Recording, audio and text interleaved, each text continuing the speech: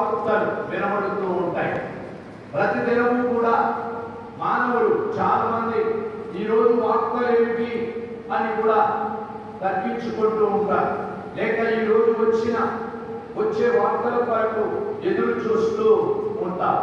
నిజానికి వార్తల్ని ఇంగ్లీష్లో మొదటి కొరింథీ రాసిన పత్రిక న్యూస్ ఏంటి అనుకుంటారు. మొదటి అధ్యాయం 18వ వచనం. వార్తలు అలాగనే ఇంకా చాలాసార్లు కొంతమంది మరి ఈ వార్త నీవు విన్నావా, ఈ వార్త ఇంకా నీకు వినబడలేదా అని న్యూస్ అనే ఆ మాటలో లేక వార్తలు అనేవి ప్రపంచమంతటా జరుగుతున్న కొన్ని ప్రాముఖ్యమైన విషయాలు, బహు ప్రాముఖ్యమైన విషయాలు వాళ్ళు సేకరించి మనకు తెలియపరుస్తూ ఉంటారు. మనుషులు కూడా ఆసక్తిగా ప్రపంచంలో ఇది జరుగుతుంది, పలానా దేశంలో ఇది జరుగుతుంది అని కొంత అవగాహన కలిగి ఉంటారు.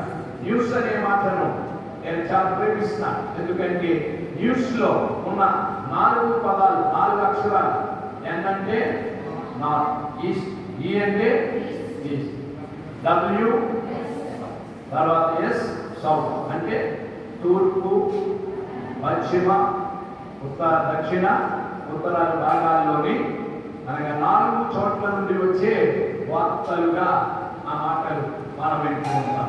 ఈ లోకంలో వార్తలు అనే మాట వినబడుతుంటే క్రీస్తునందు సాగుచున్న మనం ఎక్కువగా సిలువను గూర్చిన వార్త వినాలే అని ఆశపడుతూ ఉంటాం. ఇంకా సిలువను గూర్చిన వార్తను దేవుడు నాకు నేర్పిస్తున్న విషయాలు, దీనిని ఈ లోకంలో పరిశుద్ధ గ్రంథం అంతటిని ఏమని చెప్తామంటే లోకమంతటికి వినబడే సువార్త. వార్తలు వేరు, సువార్త వేరు. వార్తలు అనేవి ఈరోజు వస్తాయి, మళ్ళా రేపు అవి కనబడవు. రేపు వార్త కనబడుతూ లేక వినబడుతూ ఉంటుంది. సువార్త పరిశుద్ధ గ్రంథం అంతా కూడా సువార్తగానే పరిగణించబడుతుంది. సువార్త అంటే శ్రేష్టమైనది, మేలైనది, మనకు దీవెనకరమైనది, ఆశీర్వాదకరమైనది, అది సువార్త.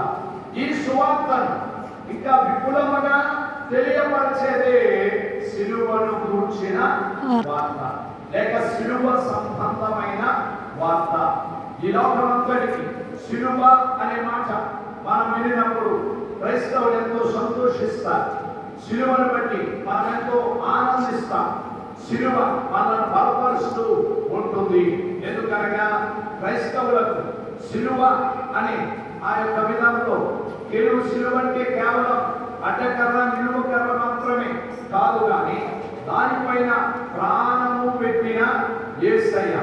క్రీస్తునందున మనం సిలువను చూసినప్పుడు సిలువ మీద ప్రాణము పెట్టిన యేసయ్యను చూస్తాం. యేసయ్యను చూచి మనం బలపరచబడతాం. యేసయ్యను చూచి ఇంకా మన జీవన ప్రయాణంలో దీవెనగా ముందుకు సాగడానికి తగిన బలమును మనము పొందుకుంటూ ఉంటాం. కాబట్టి అపోస్తలుడైన పౌలు గారు కొరింథీ సంఘానికి రాస్తూ సిలువను గూర్చిన వార్త, దాని యొక్క ప్రభావితం గురించి మాట్లాడుతూ ఉన్నాడు. సిలువను గూర్చిన వార్త. సిలువ అనే ఈ మాటలో చాలా అర్థాలు సిలువను గురించి ఇంకా కొన్ని క్రాస్ అనే పదం ఇంగ్లీష్లో వాడబడింది. కొన్నిసార్లు ఎవరైనా మీ పక్కన చెప్తే ఇప్పుడే క్రాస్ అయ్యారండి అనుకుంటారు. ఇప్పుడే 4 రోడ్డు జంక్షన్ లో క్రాస్ రోడ్స్ లో మేము కలిసామండి అనుకుంటారు. అన్నిటికీ స్పెల్లింగ్ ఒకటే, కానీ సిలువకు ఇవ్వబడిన అద్భుతమైన నిర్వచనం, అర్థం ఏమిటంటే సిలువ అనే మాట ఎత్తేసరికి యేసు యొక్క మరణము మరియు ఆ మరణము నుండి ఉద్భవించిన పునరుద్ధానము రెండూ కూడా ఆ సిలువలోనే కనబడుతూ ఉన్నాయి. దేవునికి స్తోత్రం. మరణము, యేసు యొక్క మరణం మరియు యేసు యొక్క మరణము మరియు పునరుద్ధానము రెండూ కూడా ఆ సిలువలో కనబడుచు ఉన్నవి. సిలువ మూలముగా కనబడుచున్నది. సిలువను గూర్చిన వార్త 2 రకాలైన ప్రజలు ఈ లోకంలో కనబడుతున్నారు. ఒకటి సిలువను గూర్చిన వార్త, నశించుచున్న వారికి వెలితరం. లోకములో నశించుచున్న వారు ఎవరు? లేక నశించుచున్న ఈ లోకములో సాగుచున్న గుంపు ఎవరు అనేది కింద భాగంలో దేవుని వాక్యంలో పౌలు గారు చక్కగా వివరించారు. నశించుచున్న వారికి ఏమిటది? వెర్రితనముగా ఉన్నది అనే మాట. వెర్రితనము అంటే అంతగా కేర్ చేయరు అని అర్థం. అంతగా కూడా కాదు, అసలు కేరు చేయరు, దాన్ని పట్టించుకోరు అనే రీతిలో నశించుచున్న వారికి. నశించుచున్న వారు ఎవరు? ఈ లోకంలో జ్ఞానులు ఉండవచ్చు, లోకంలో శాస్త్రులు ఉండవచ్చు, లోకంలో తర్కించే వారు ఉండవచ్చు, ఈ లోకంలో పలానా జ్ఞానంలో ఎదిగిన వారిగా ఉండవచ్చు.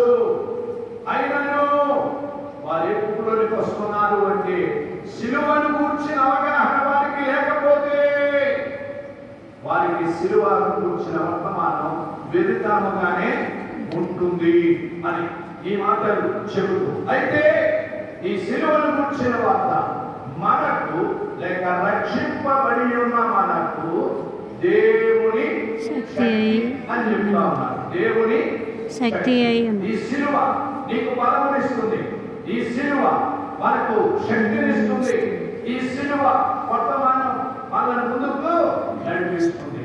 ఇక్కడ ఒక షరతు లేక ఒక జాగ్రత్తను మనం పాటించాలి. ఎట్టి పరిస్థితుల్లోనూ కూడా సిలువను విగ్రహముగా మాత్రము పూజించకూడదు. సిలువ